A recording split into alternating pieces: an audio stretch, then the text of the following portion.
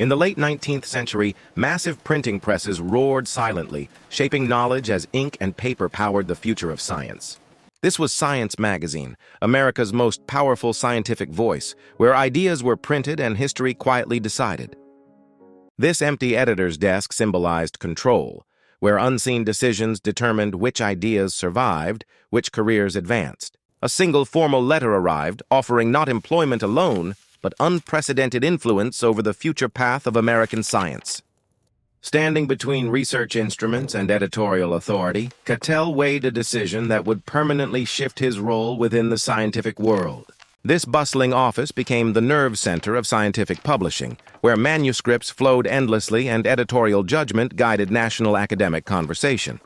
With one silent handshake, Cattell accepted a position granting him power to decide whose science would be published and whose would be ignored. On his first morning as editor, Cattell occupied the desk where authority replaced experiment and influence replaced individual discovery. Mailbags overflowed with submissions, each manuscript representing ambition, labor, and hope, now awaiting judgment from a single editorial authority. Every manuscript faced intense scrutiny, as red ink marked the difference between recognized science and ideas destined for obscurity. Rejected papers accumulated steadily, revealing the cost of high standards and the unforgiving nature of scientific gatekeeping. Only a rare few earned acceptance, instantly transforming ordinary research into respected contributions within America's most influential scientific journal.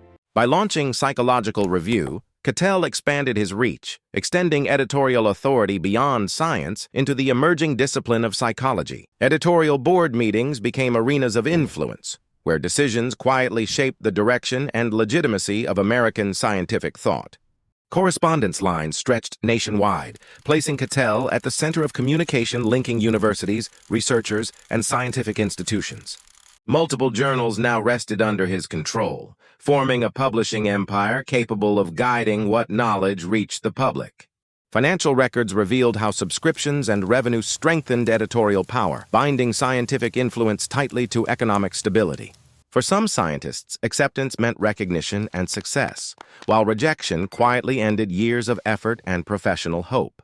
Through written standards and rules, Cattell helped define what qualified as credible science in a rapidly modernizing nation.